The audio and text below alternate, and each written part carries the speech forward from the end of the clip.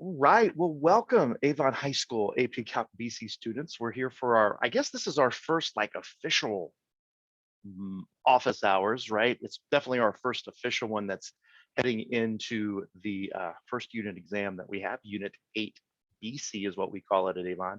Those of you outside of Avon that might use some of the curriculum that we use here, we are a 2-year AB BC cycle, and therefore we do a little bit of above and beyond with our BC class, just because the kids that I work with, I'm so lucky that they're so awesome and they can handle some things like topics like surface area of revolutions, shell method, and work, fluid force, and center of mass, which is exactly what our big focus is going to be tonight.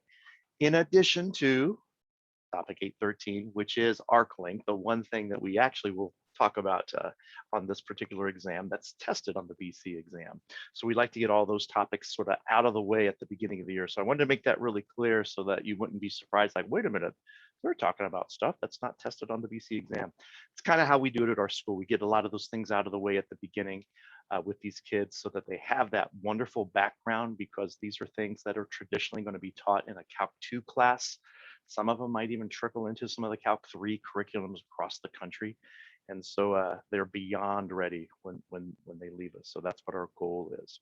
So one thing I wanted to kind of do here, I'm going to give a shout out to somebody in case folks are watching this here timely, is just the other day I got a chance to talk to a friend of mine named Jerome White. Jerome is a great AP Calc teacher in Nolens down in New Orleans. And I had a chance to talk with him about some work that he and I will be doing together for Advanced Kentucky and training some teachers. And I know he was very nervous a few days ago about what's about to happen. And I just want to say, Jerome, if you or any of your fellow students or teachers in the area in Louisiana are watching, we are thinking about you and praying for you and hoping that everything comes through in a great way, and we recover well after Ida kind of paid a visit to you guys here over the last 24 hours. So Jerome, we're thinking about you.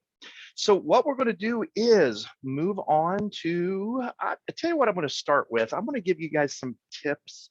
Kind of, I did my last Passover of the exam, looked at the questions, kind of finished up typing and tweaking the solution. So I'm going to call this the Unit 8 BC exam tips. Now remember, our exam covers those topics that I mentioned just a moment ago. And let's go ahead and do this. Let me see. Let's do this on the fly, guys. This is always going to be fun. Can I make like little bullet options? We're going to try. All right. So tip number 1. If I had a really good early tip, here is what it would be. I'm trying, guys. I got people coming in here and I'm trying to type and open up the stream and all that. Okay, here it is. Let's get some bigger font. And now I promise I'm ready to go. Tip number 1. You see it, right? You guys, I thought, have done a pretty good job of this all year anyway, at the outset of this particular unit. But what I want to really say here is, yes, these are going to happen with the Hooke's law. Robert Hooke, he had an E, right? So all of your problems that deal with like a spring being stretched, lately, I've given you information that's likely in inches in the problem, but in a multiple choice format, you're likely to see foot-pounds as all of the answer choice options. So just stay very vigilant about that. If you guys handle that well on the quiz that we had recently, you're probably going to continue to handle it well. So be careful there. There's one other time that it's going to happen, and it's with a fluid force problem. And I'm just going to give you a little hint because you're here tonight. I wrote a problem about a milk carton. You're at the Avon High School cafeteria. Oh, makes me hungry already just thinking about it. And you have those cartons of milk, right? And the milk inside of it is actually exerting a force on the outside rectangular panel of the milk carton.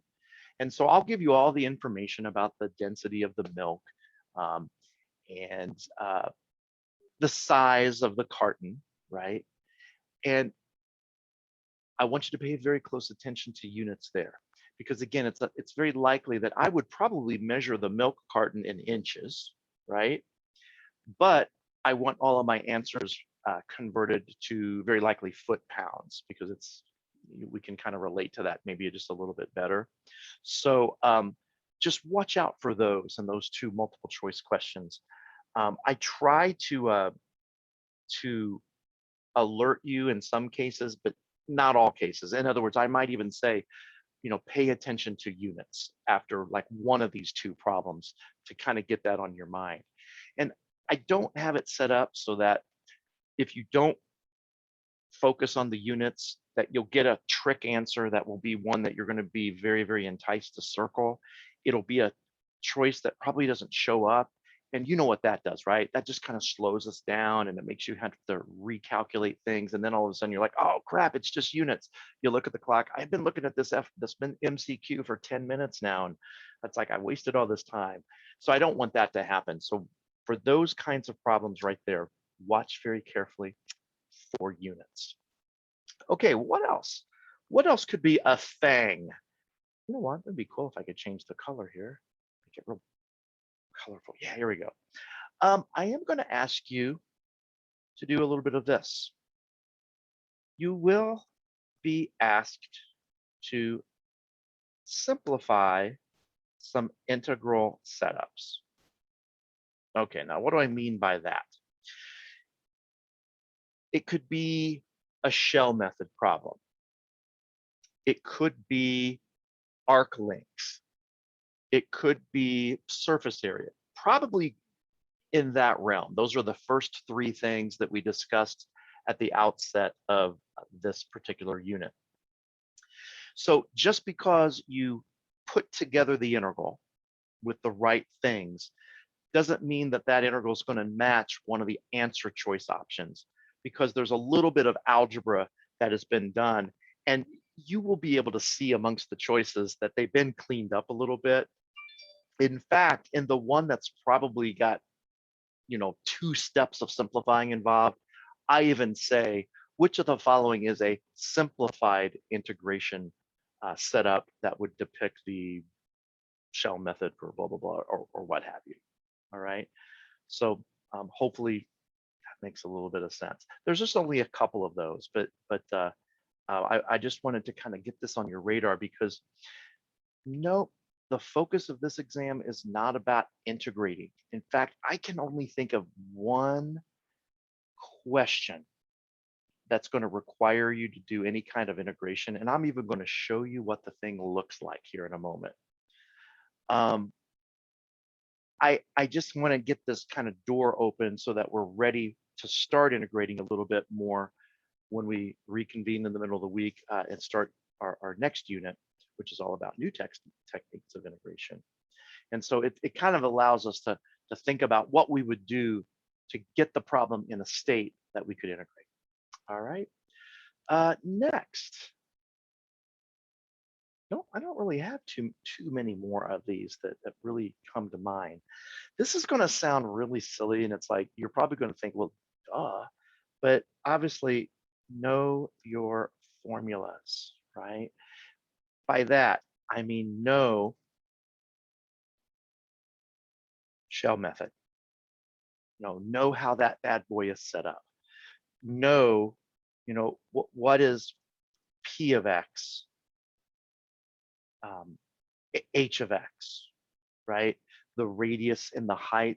And it's very likely that the shell method is one of those things where it's just starting to kind of creep away in your memory, because we haven't seen it now for, gosh, it's 3.5 weeks or so. But I have a very limited exposure to shell method on the review guide, if you notice probably, but typically this will be coming back to you pretty fast, because it's sort of like, it looks a little easier sometimes when you compare it to work and fluid force. And so those are things that we could end up talking about tonight. And then of course, know arc length, right? This is the only one. I'm going to put this in bold. just to kind of emphasize, this is the only thing on this test that would be tested on the advanced placement calculus exam. So obviously the arc length is that square root of 1 plus your function squared type of integral that you want to be really rock solid on. Also, let's make sure, as in addition to arc length, that we're pretty comfortable with surface area, right? That surface area of a solid of revolution. Know how closely it looks like arc length, right? But you want to make sure you can be able to determine the radius, right? The radius. Sometimes x, other times f of x, right? Does that make sense when you set up that radius with surface area? Then, oh, this is where all the fun began. Am I right? Work, right? I think that I've got you convinced that this is probably the, of all the topics, this is the one that gives students the most anxiety. I'm sure it does. And it's only because there's various types of work problems. You get me? You've got your problems that involve setting up 2 points where you find the slope and then you find the line's equation. It's a function f force in terms of y distance. And that's the only thing that you got to integrate with respect to y, because the distance is sort of built into it. Those are kind of tricky. And then you've got the, I don't know if I want to call it more traditional, a lot of problems that involve, pumping water or some kind of a liquid where you're going to rely on a little bit of a geometric figure, and you have to remember it's, force times distance. But coming up with the force sometimes is kind of challenging because it might be volume times density to get force. So you want to kind of be on top of the various strategies. Now, I will tell you this, and I know some of you are worried because I put some doozies on that particular document that you guys are working on. The truck, the tanker truck problem, the well, the cistern problem, where you got the pipe and then it kind of pops the water up into like a well above that. Let's go ahead and talk about the pyramid problem. Throw the pyramid problem in there as well. Those are so challenging. And I want to tell you, those were once on my exams. Those were free response questions that had appeared. And I'm not saying that they were awful. I mean, I've had kids that got 9s on all 3 of those problems, many, many, many of them. But I've also had some kids that have struggled and maybe got 3s or 4s out of 9s on those problems. But they have been retired, and I thought that they probably look a little bit better on a review guide, not to intimidate you, but just to kind of show you, how you can expand upon some of the examples that we've already seen where you can apply work. I think that my test is probably a little bit more traditional. I think you're going to see problems that look familiar, so to speak. And I do have a really neat problem that somehow, some way, I was able to find a way to mix work, fluid force, and center of mass in one single question. And it's really been kind of cool using that problem over the last year or so. Of course, we have center of mass. This is probably a place where you guys are somewhat comfortable, I think, because it did have one of our better performances on the quiz. The key for the center of mass is, be confident. Be confident about M. I can't, well, I can do a subscript, I guess, if I go into this.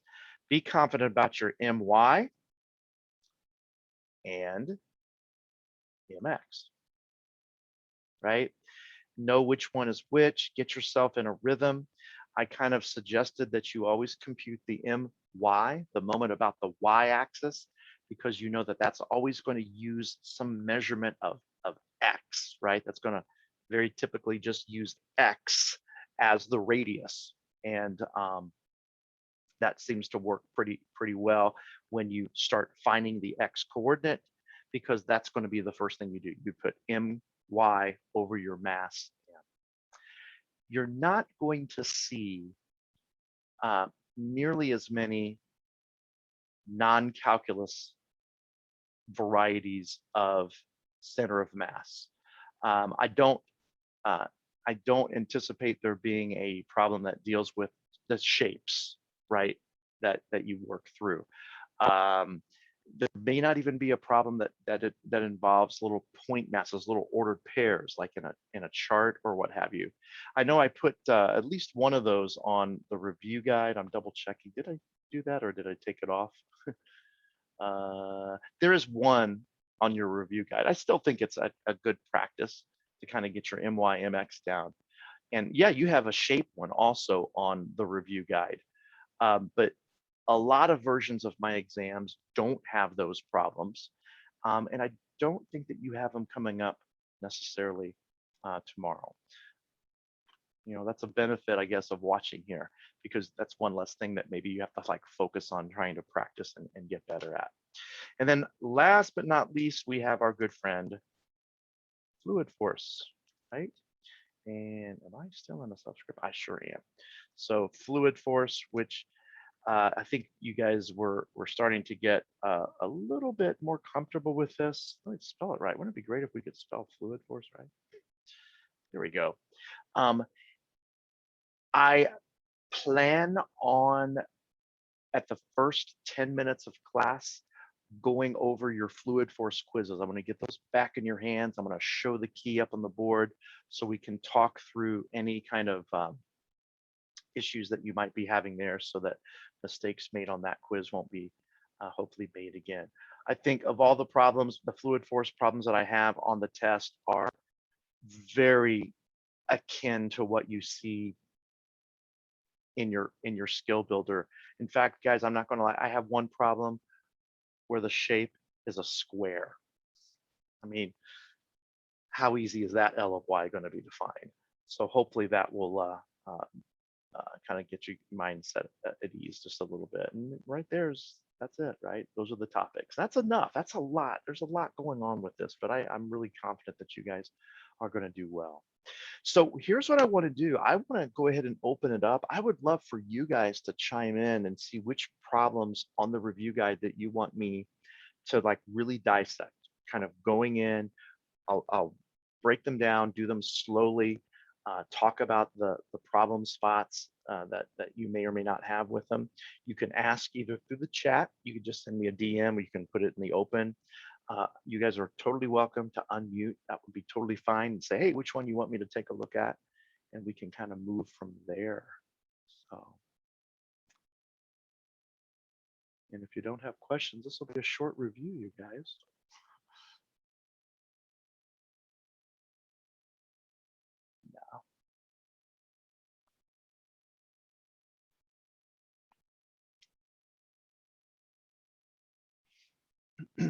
Okay, got them coming in. All right, I think. Let's take a look at number 8. And I know that this review guide has got, it's divided up into like 2 different parts. I think the first part has 7 questions, if I'm not mistaken. And the second part has a little bit more. So the 8 would be on this part, I'm believing. So it's the well problem. Whoops, not the tanker problem, but the well problem. All right, so hey, let's do this, right? Let's take a look at this one here. I am going to read this. I know you guys have probably read this ad nauseum, and you're like, I don't want to see this again. But for folks that might be watching out there, I want to get them introduced. It says, your town has decided to drill a well to increase its water supply. As the town engineer, oh, I love this problem already, right? So real world. You have to determine that a water tower is going to be necessary to provide the reserves required to meet the town's needs. The water is going to be pumped from a 300-foot well through a vertical 4-inch pipe into the base of a cylinder tank, 20 feet in diameter and 20 feet high. The base of the tank will be 60 feet above the ground. And we're going to let the surface of the water be y equals 0. That's going to make things very easy for your teacher to grade, but I think it would also make it a little easier on your setup. And it says the weight density of fresh water, as you guys know, is 62.4 pounds per cubic feet. There's a lot going on in this problem. And thank goodness a picture has been provided. I don't know if you guys can imagine this without a picture. It would be impossible. I wouldn't even know where to begin. So to kind of give you a little idea, um, what is happening? Well, we got some things, different things going on. And I'm going to label what color is the ground? Wouldn't the ground be like brown, like dirt? So here's the ground, right? And it says so in the picture, okay? But then down below, under the ground, you have water, right? Most all places, you know, there's always groundwater, you know. Sometimes you just have to dig a little deeper to find it. And so all of our water is down here. So what would we want to do? Well, we want to put a pump in that water so that pump can bring that water up. That way we can use it, right? It's done all the time, right? You guys have probably driven in those small towns. You've seen those big water towers. Well, if you look below the water tower, you probably see a pipe, a cylinder that goes into the ground, and that's where that water is coming from. So it's kind of emulating that finally in a somewhat realistic way, because no more cone-shaped tanks, because we never see those.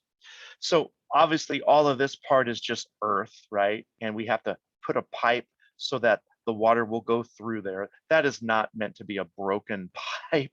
Oh, that's not going to work. I think it's broken just to kind of give the picture some scale, because that is 300 feet. That's a long, long way. So that's kind of what that's meant to be. And then, hey, we're above the ground, but we want to take that water a little higher so that we can get to this little tower here. And that's what's going to be filled with the water. And of course, this probably has like support structures, you know, as you guys see, so that the tower doesn't blow down. All of our measurements are there, right? I think the scenario makes sense. In part A, the question is set up, but do not evaluate the definite integral that would compute the work required to pump the water to fill the pipe just to the bottom of the cylindrical tank. All right, so what that means is that we want to put water all the way through this part, right? And we're going to stop right there. That's when we want to stop. That's as far as we want to bring it up. All right, here we go. Water to fill the pipe, work to fill the pipe. So I'm going to call this WP for, say, just the pipe. Okay, I think I called it W sub 2 fill pipe or something in my solution key. Now we know that work is going to be the force times the distance, right? The force times the distance. And remember that in the water problems, we sort of take on a new way to think of force, and force ends up being the density times the volume of that particular slice of liquid, let's say, okay? So in this particular problem, let's isolate on that slice, which I kind of drew it right here, I suppose. And we know that that slice has a thickness of delta y, right? Or a height of delta y. And our focus is going to be, okay, let's just figure out on that delta y, how much work is it to move him and him alone? And then we could write a formula for him and him alone. And then if we just put an integral symbol in front, that essentially is going to allow us to find all the other increments of work on those other slices of liquid. And as long as our boundaries are where we want to start and where we want to end, all is going to be good in the world, right? So we start with that. And I'm going to go ahead and put the integral down, and we can focus on the density aspect, which is going to be one of the easiest things to do. Unfortunately, guys, you don't get points for putting the density, because it's a constant that I provide. So, you know, we don't really probably have to worry about that too much. So then we've got the density, now the volume. All right, so the volume is going to require that we think about the cylinder that we've got going on here, right? So what cylinder? I'm talking about this piece right here. So if I put a magnifying glass on that, What I really have is a blown up giant version of that slice that looks like this, right? Remember that this is still delta y. This, of course, is a radius that's going to be very important in finding the volume of that cylinder. And a pi is probably going to be involved in there as well, right? Because the volume of this cylinder is and always shall be pi times the radius squared times h. Now, in this problem, though, the radius is not very difficult to work with. Do you all see where I'm going with that? It's a constant. Now, it says 4 inches here, but let's make sure we get the right thing. It's a 4-inch pipe. And I'm going to tell you, this was a little bit of a problem on this exam because a lot of kids weren't sure how 4 inches was interpreted. And if you see a drawing or a schematic like this, that does imply diameter.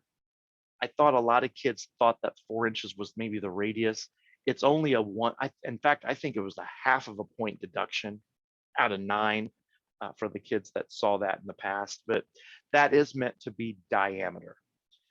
Now, the other problem is, do you think I want to keep this in terms of inches? I mean, what is it about this problem that kind of says that maybe feet might be the place to go? Well, could it be the fact that this is in feet, this is in feet, this is in feet? My density also uses the idea of feet, right? You get the idea. And so what I typically do is take, the most common unit, and let's keep that where it is, and let's change the one that is not in feet. So for this radius of r, 2 inches, how many feet is 2 inches? Well, that's 2 out of 12, which is the same as 1 out of 6, right? And then the h is going to sort of manifest itself. I mean, I probably should have called that a delta y, but as soon as I port that over here to my integral, we all know that it's going to become a dy, right?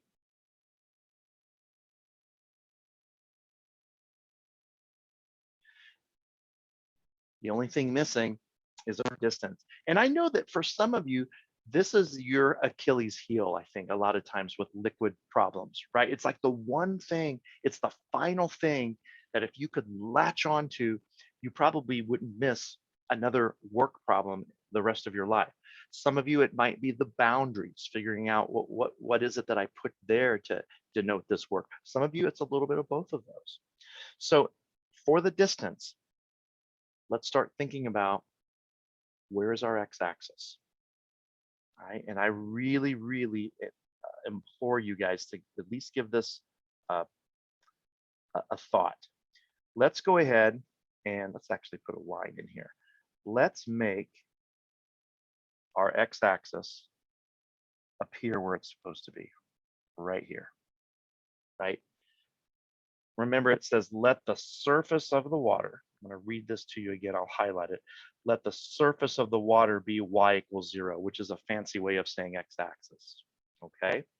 So what that would say is the distance to your representative little slice is always going to be y. If we measure that down to the x-axis, that's always going to be y. And if you think about what you're doing in this problem is, I'm going to mess my picture up, but I'll erase this, is that you are slowly filling this up with water, right? And so the distance that that water is traveling is indeed y, okay? Now, I know that it's confusing because some problems you're like, hey, man, sometimes Mr. Record sets up the problem where it's like a constant minus y, right? We saw a lot of that. I think you saw a lot of that on the quiz. The difference is that that's a problem where the water is already there and being pumped out, right? We're moving it out of the tank. In this case, there's no water in this pipe. We're filling it up, right? The idea is, filling in this case rather than emptying. And that could be a really good way to allow yourself to distinguish between when you set up with a y or a constant minus y. All right, last thing that we need to do put our boundaries. Well, I know we're filling this tank up. Why? But how far are we going to end up going with it? In other words, where is the water going to be eventually? Well, we want it to be all the way up here at the top. And then, of course, it would stretch all the way down here to the bottom. And so therefore, we have to figure out at the top, that's going to be the total distance here, 300 when we finally get to the ground, and then 60 more. So that means we want to take the water up there to 360, and we're starting with a pretty empty cylinder that doesn't have any water in it at all. And so that is a little different from the philosophy that I mentioned earlier about, oh, guys, just shade in your picture. Wherever the water is, those are going to be what your boundaries are going to be. Yep, that's if you're emptying a tank. But if you're filling a tank, and that's kind of what this is, we're filling this long cylindrical tube of a tank, you're thinking about where is the water going, and that's going to be your boundaries. Okay, so hopefully that makes sense. For those of you wondering about the 1/6, one more time, where did this 1/6 come from? That is the radius of this little cylindrical pipe. And it said that it's a 4-inch pipe. 4-inch is the diameter. 4-inch is the diameter, which means 2 inches is the radius. But we want to write this so that it's in the correct units, and feet were the ways to go. And so 2 out of 12, right? 2 inches out of a possible 12 reduces to the 1/6, and this would be in feet. And I know as a math problem, it doesn't help because we don't typically put the units through the problem, but that would be measured in feet. So hopefully this is helping you guys. I know I'm really going slowly with this, but I figured that that's what you need more than anything, because even though I don't see a problem quite as complex as one like this that has like multiple layers to it, if you understand how to do this, I don't think I could write a liquid work problem that's going to really challenge you much more. Part B, set up but do not evaluate the definite integral that would compute the work required to pump the water only to fill the entire cylindrical tank. Okay, so in this case, I'm going to kind of reset my picture. What we're doing this time is it's almost as if the water is already at the top of this tube up here. Now we want to fill up all of this. All right, and I'll even kind of draw it in to illustrate it. Hopefully my pen is still going to work. I'm starting to get a little bit of sluggishness here. That scares me, you guys. But that's what we want to fill up with all that water. Okay, so in this particular instance, we still have the same philosophy that work is force times distance. And I'm going to go ahead and call that force density, which is usually that omega, lowercase omega. I know sometimes I just use W, and that's totally okay as well. And so those three things are going to be multiplied, and I'm going to integrate in front of it.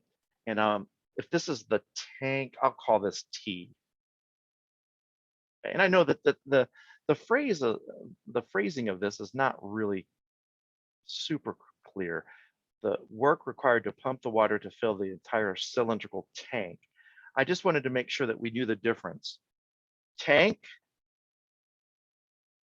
tube, right? That's what I'm referring to, those two cylindrical shapes, tank and tube. All right. So we integrate. No secret, 62.4 is going to make another appearance. That's your density. Now, for the volume, nothing different, guys. It's in fact the same picture, right? If I extract a slice, right? Let's call this like a little sliver of this liquid, and I bring it over to here, it's the same exact formula, right? Pi r squared h. Obviously, the only thing that's going to change, I'm going to call this the cylinder pipe, and this will be the volume for the cylinder sub T tank. The only thing that's different is obviously the radius. Now look at this really carefully. Knowing the picture and the way that the schematic is made, that certainly looks like a radius. Would you think so? That 10 feet, and I think it even says up here 20 feet in diameter. So that just reinforces that that radius is 10. Don't have to make a unit adjustment because it's in feet. So there we go, boom. And then of course, it's just another version of delta y or dy. And so we're going to port that V over here to our setup. And it's going to look a little something like this, of course. And I always save room for the distance at that point. And we run it like this.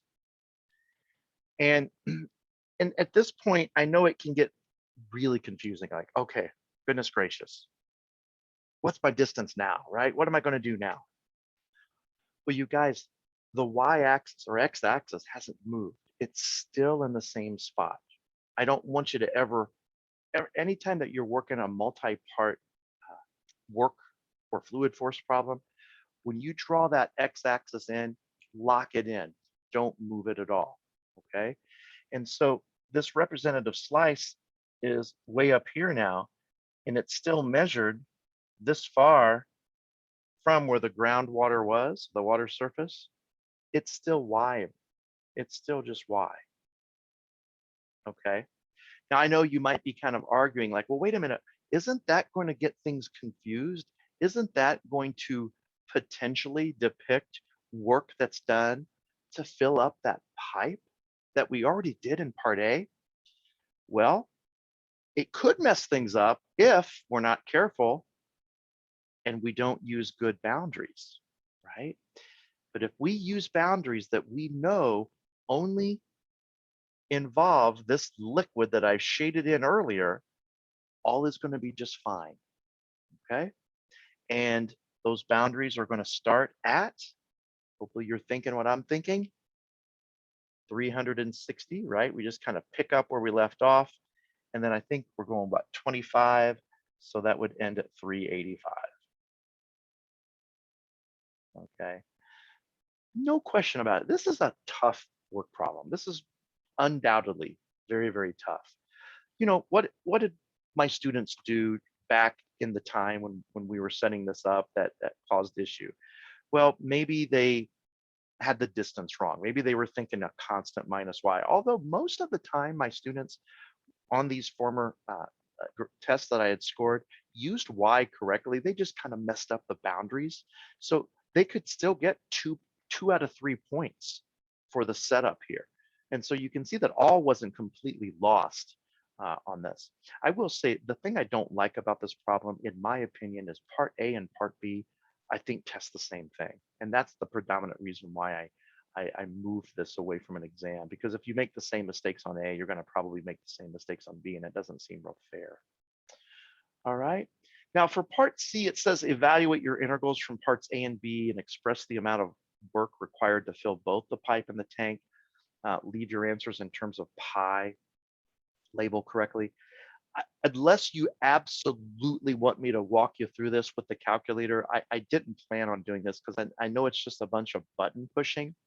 But I do want to say something about a conversation I had with some kids this morning, is that if you were asked to leave the answer in terms of pi, do you all realize that on your Inspire calculators, and for anybody that's watching that's using a TI-84, this applies to you as well. But on the Inspire, when you put 62.4 in, it's like game over, am I right? You're going to get a decimal output. It's going to take that pi and turn it into a decimal and not leave an answer in terms of pi. So do you all know the trick that you use so that your answer can still have a pi in it? I think a lot of you might. When you enter this in the calculator, don't put the pi. Calculate the answer and then write pi on your paper, right? And that way you can get your answer in terms of pi. And I think what happens with this particular problem, and I'm doing this for the folks out there that might be, that don't have access to the solution key, although I'm probably going to post it in a link to this video. down in the description below, is 58,000. Pen is really sluggish here. Looks like I'm writing like a kindergartner here. Oh, guys, it's falling apart. Life is just falling apart. 22320.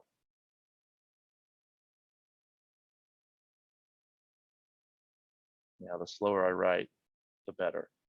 So it's 58,222. Let's do that again, guys. 58,222,320 times pi foot-pounds. And if that seems like a big number to you, I think it is. I mean, that's about what, 60 million times 3-ish.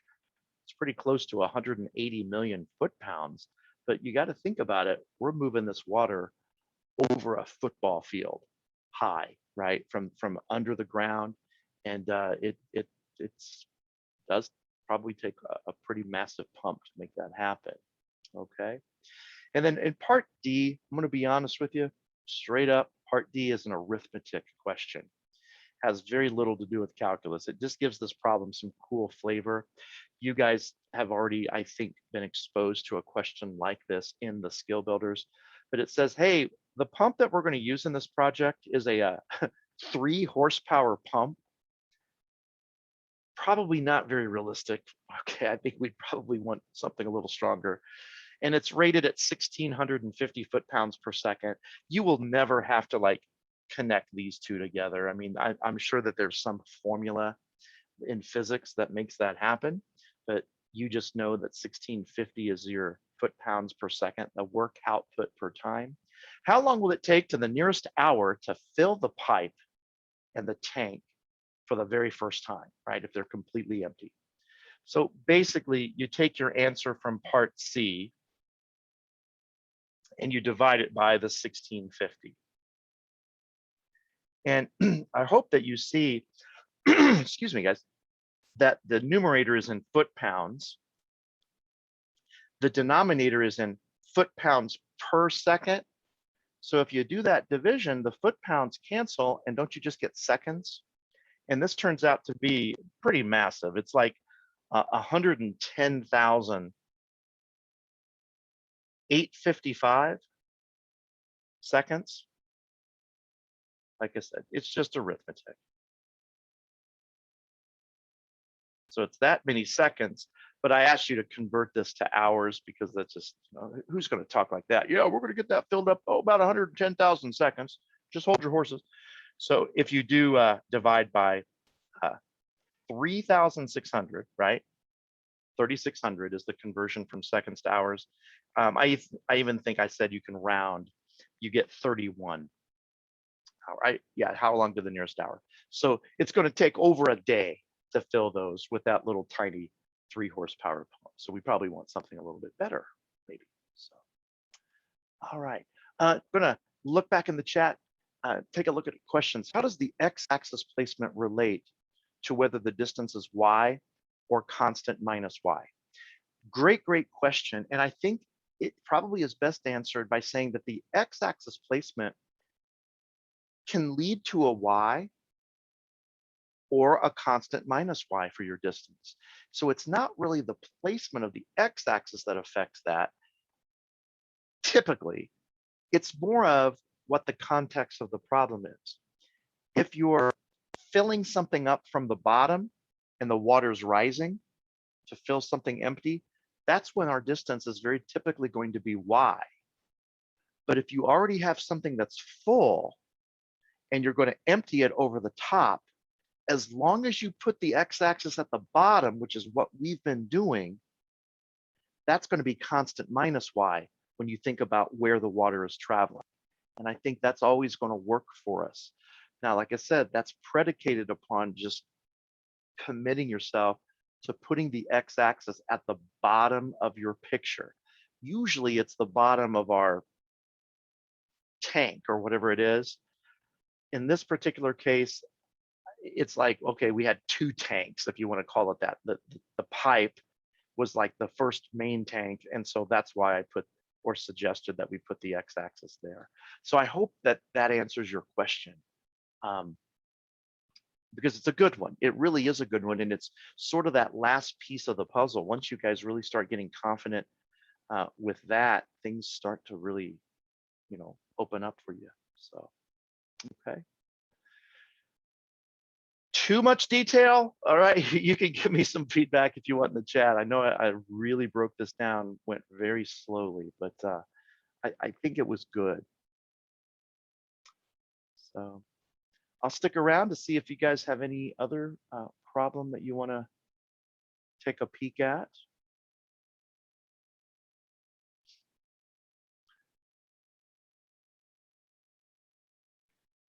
Or if you've got just questions in general as well. So. And I have a backup plan. I know my pen's starting to slow down as my computer heats up, but I can always do something else, like maybe copy in the solutions and talk about them. So don't think, oh gosh, I can't endure this again. I can't watch him write like that.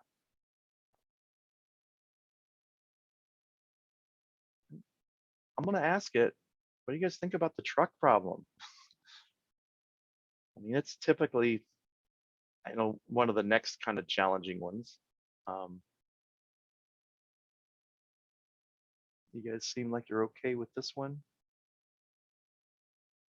You know what I'll do? I'm going to copy in the solution just to part A, just so we can maybe have a little discussion about it, if you guys don't mind. And then that way, if you're still thinking about other questions that you might want to ask, you can still do that. Whoops. Unlock, paste.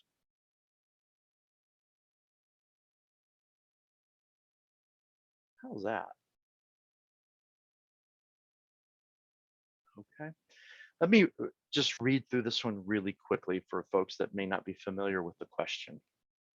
It says, a tanker truck with a storage tank in the shape of a right circular cylinder is carrying an alcohol-based liquid with a density of 50 pounds per cubic foot. The radius of the tank is 4 feet and its length is 10 feet. The bottom of the tank is 3 feet from the ground, and the tank, when empty, weighs 2,400 pounds. The slice of alcohol that you're moving is in the shape of a rectangular prism with the given constant length, but a varying width as depicted in the diagram of the back of the tank shown to the right. Now, I did give that extra little piece of information because this is a very challenging problem. And the reason is because if I put this tank, the cylindrical tank, and sit it on its bottom, meaning like this, right? Do you understand that this problem is like cake? It's like, oh my gosh, we've got like this constant radius that we're just filling from the bottom. Oh my gosh. The problem is tanker trucks don't look like that, right? Tanker trucks have the cylinder set horizontally like this. And the thing that makes this challenging is that your representative slice of work, right, as this, tanker gets filled, you have your rectangle of the water level here, and then it's here. You see how it's just getting gradually longer. And then when it reaches the midway point, it gets shorter. And so that's why we need calculus for sure. But it also creates a little bit of a burden on us. So what you have to do is, yep, that work is force times distance. And then I already said that force is density times volume. And so we first of all think, okay, well, what's the density times the volume? This particular alcohol, I'm not sure exactly what it is, but it's 50 pounds. So we put the 50 there. And then we've got some other stuff that I want to talk about here. 10. Okay. So we got to figure out what is the volume of this representative slice. So I'm going to have to write on this a little bit. Hopefully it's going to cooperate.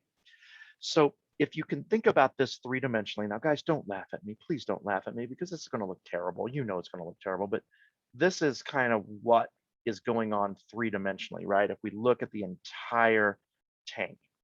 And we know that this length 10 is depicted by this side, right?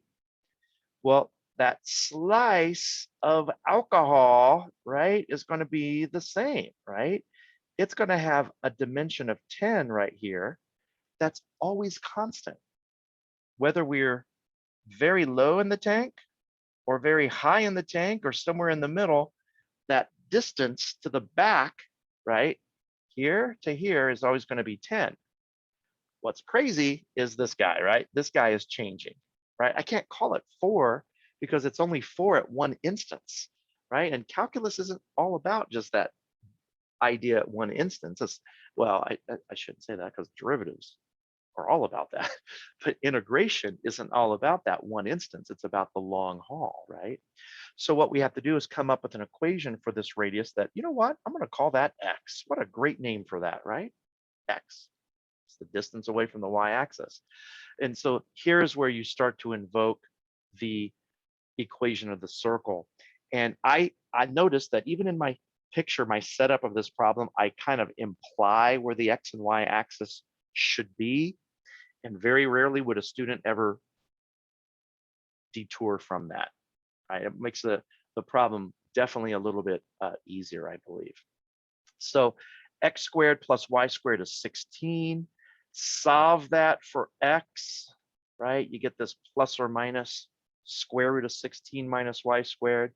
The plus minus really won't stick around much because if we get rid of the minus, we know that we can just take this positive side and double it. And that's where that 2 comes from. And then, of course, hopefully you see that the 10, this is all part of the volume, right? All of this is the volume, right? You've got 3 dimensions, right?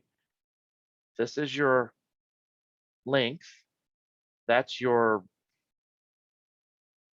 I don't know, what do you call that? Width, the 10, those can be interchangeable. And then the dy is the height. Because this shape over here, right? This shape is a box. Do you see that? It's a box, this thin layer of alcohol, really super thin layer, looks like this. It's a box. Isn't that weird? It sits inside of a cylinder, but it's a box, right? Length times width times height.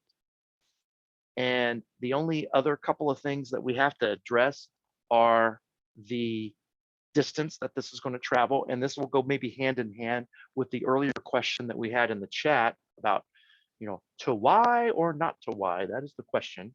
So if we think about, as we fill this up, how high is this going, right? Well, we know that it's eventually going to fill up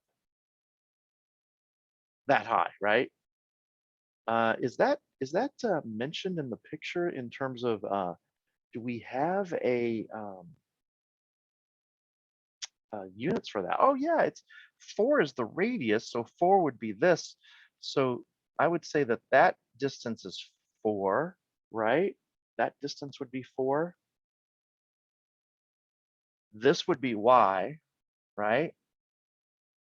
I can still do that. I put my y, I put my little representative rectangle above the y-axis, but that's okay, you guys. That's okay. If I take this rectangle and move it all the way so that that tanker is full, how far does this have to go to make that happen, you guys? And wouldn't it be 4 minus y? So that's where that comes from. And I know what you're thinking. You're like, whoa, Record, what's up with the bottom of the tank? The boundaries are going to take care of those, okay? The boundaries are going to take care of those for us every day. So I always like to put that representative rectangle above my x-axis so that I have a much cleaner way to find that distance there. Now let's see what I put for my boundaries. Yep, makes sense, doesn't it? -4 all the way up to +4. That's going to ensure that I fill it from an empty state all the way to a full state. And then of course the 50 times 10 times 2 is what created that 1000 there. Okay. Now, I know that there is quite a bit of information in this problem that we never used. Did you guys notice that? Did you guys notice this weight of the tanker, empty tanker, never got used? And I don't think this 3 feet there got used. And that's because there's a subsequent part of the problem that's going to kind of go into that particular uh, phase. So if and what I'm doing is I'm kind of hanging on, and if anything comes up in the chat, I can move away from this problem. But I didn't see any more questions, and this is typically the second hardest one, so that's why I'm still doing this. So please stop me if this is not helpful, or encourage me. Say go record go in the chat if this is helping a little bit, because you're kind of seeing a work problem on steroids here. If you could do this, you guys are going to be able to handle anything. All right, so I'm going to go ahead and copy this in so my computer doesn't like catch fire. All right. Now let's kind of read through the scenario. Don't kind of look at this so much yet. We'll kind of read through the situation. It says that once the tank is completely empty of its alcohol-based liquid, right? So we move the truck somewhere, it offloads the alcohol. It's filled halfway with water because we got to rinse the bottom portion of the tank. Then a crane is going to lift the half-filled tank off of the truck in a straight line vertically. Oh, wow. Didn't see that happening, right? Didn't see that coming from a mile away. Now we got another kind of work problem that involves picking something up, like on a chain or a winch, and we're probably going to move that somewhere else and maybe replace the new tank on the back of that truck. So, but there's a problem, guys. The tank has a hole in its bottom, and that causes water to leak out at a linear rate. I am going to go ahead and make a mention here. You have a problem on your test, that another one that I wrote, kind of like this, that has to do with a piñata being hoisted up a tree branch, where a little rascal got to the piñata first, tore a hole in it, and candy comes out, right? Therefore, the piñata gets lighter as you kind of raise it up. And so that part of that little problem, it's a multiple choice, is very much just like this, right? Just focusing only on lifting an item that's gradually losing weight. So this is it's a good problem in that perspective. So the hole causes water to leak out at a linear rate. The moment that the crane begins to lift the tank off the truck, the water in the tank weighs 16,000 pounds, right? Remember, it's halfway full. When the bottom of the tank reaches a point 35 feet from the ground, the water weighs 12,000 pounds. Calculate the work required to lift both the tank and the water to the point where the bottom of the tank is 35 feet above the ground. And we're talking directly over the truck. We have to move linearly here, straight up and down, or things are going to get way too complicated. So guys, you've been here before, right? If you looked at my skill builders, which I know you did, the Jack and Jill problem with the pail, you had a couple of rocket ships being launched.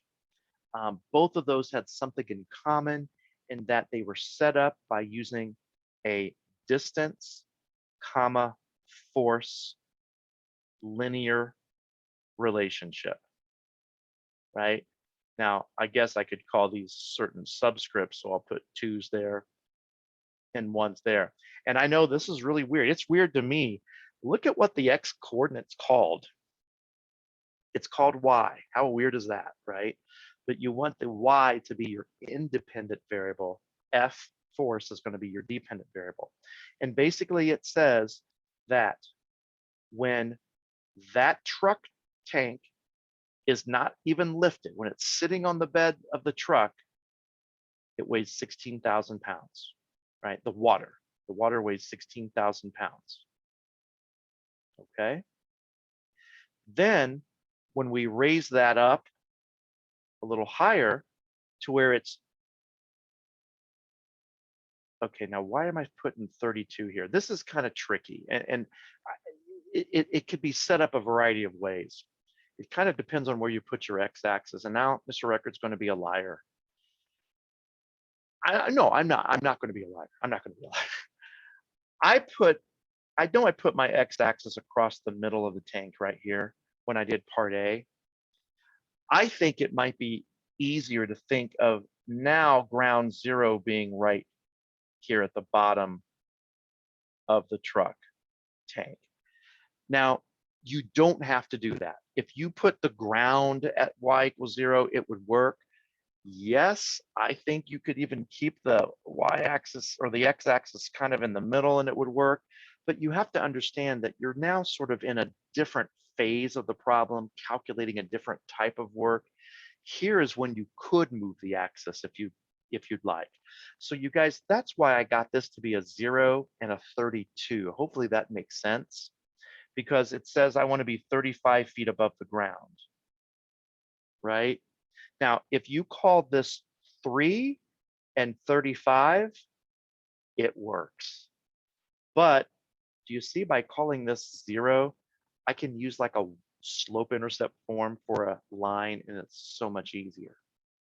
Okay, so I find the slope. I think you guys can figure out that that's going to be negative 125. And then if I use mx plus b, right? Y equal mx plus b, but in this case, it's f equal my plus b. I can just use the 16,000 as the y-intercept. And all is great, because on these kinds of problems, you guys, the distance is already built in to this. Okay, and I don't want to make it any more complicated than that. Anytime you have an ordered pair with force and distance, and you set up a line, that is all that you have to integrate with your DOI after it. And you've seen that time and time again, at least 5 or 6 times from the problems that I've done for you and what's been on the skill builders or quizzes. And you guys, I think you've got one problem like this. Think pinata. Now, hopefully you guys realize that the problem asks for the work to lift both the tank and the water. The tank, remember, already weighed 2,400 pounds. So the 2,400 times 32 is not calculus, right? Just take force times distance there. And then the water is the integration of this force formula.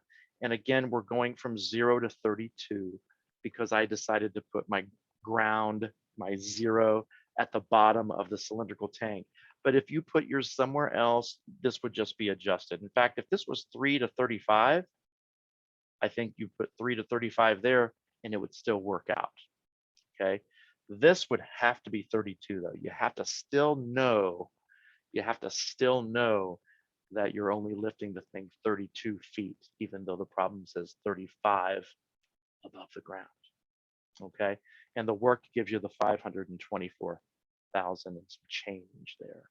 All right, and then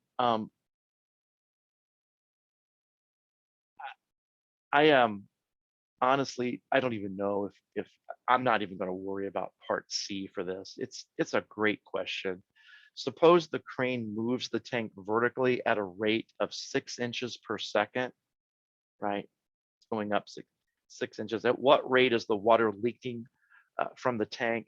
This now becomes a related rate question. I think it's totally cool, but I don't want to pile that on you. The solution, I think, is pretty easy to follow. You will not see anything like that. I'm not going to throw some instance, rate with respect to time at you, so we don't have to worry about that. Okay. Let's see. Looking back, question: why is it f of 1 minus f of 2 instead of f2 minus f1? I'm assuming that's kind of up here. Is that? I'm not so sure where that question is directed.